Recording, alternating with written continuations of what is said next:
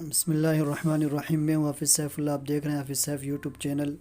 لاہور عروۃ الوثقی میں صحابہ کرام رضوان اللہ تعالی علیہم اجمعین کی جو توہین ہوئی ہے، اس پر شیخ الاسلام دامت برکاتہم العالیہ کا واضح پیغام سماعت فرمائیں اور اس کو دوسروں تک بھی پہنچائیں، تاکہ کوئی بھی شخص صحابہ کرام رضوان اللہ تعالی علیہم اجمعین جیسی عظیم ہستیوں پر انگلی نہ اٹھائے.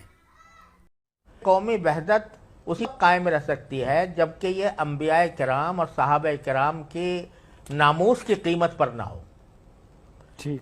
اگر کوئی شخص اپنے بازار میں آ کر، پبلک مقامات پر آ کر اگر صحابہ کرام کو گالی دے گا یا ان کو لعنت بھیجے گا اور اس کے لیے باقاعدہ مائک کے اوپر استعمال کیا جائے گا، تو پھر یہ قومی وحدت کیسے قائم ہو سکتی ہے؟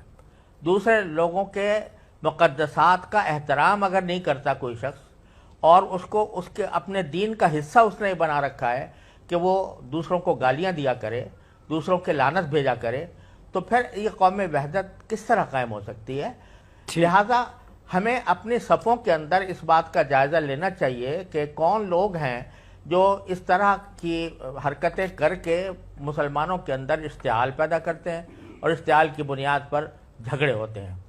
لہذا اس کے لیے ضرورت تھی کہ ایک ضابطۂ اخلاق ہو کہ جس کی بنیاد پر یہ چیزیں بند کی جائیں. جی. اس میں کوئی شک نہیں ہے کہ ضابطۂ اخلاق کے پہلے بھی پیغام پاکستان کے موقع پر تیار ہوا اور اب پھر دوبارہ اس کا اعادہ ہو رہا ہے.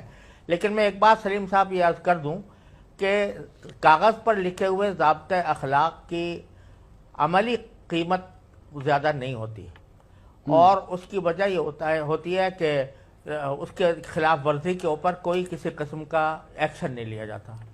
لہذا ہمارا مطالبہ، ہماری گزارش یہ ہے کہ یہ ضابطۂ اخلاق اسی وقت مؤثر ہو سکتا ہے جبکہ اس کے پشت پر کوئی قانون ہو، ایسا قانون جو ملک و ملت کے اندر انتشار پھیلانے والوں اور مقدسات کی توہین کرنے والوں کا صحیح محاسبہ کرے اور ان کو قرار واقعی سزا دی جائے.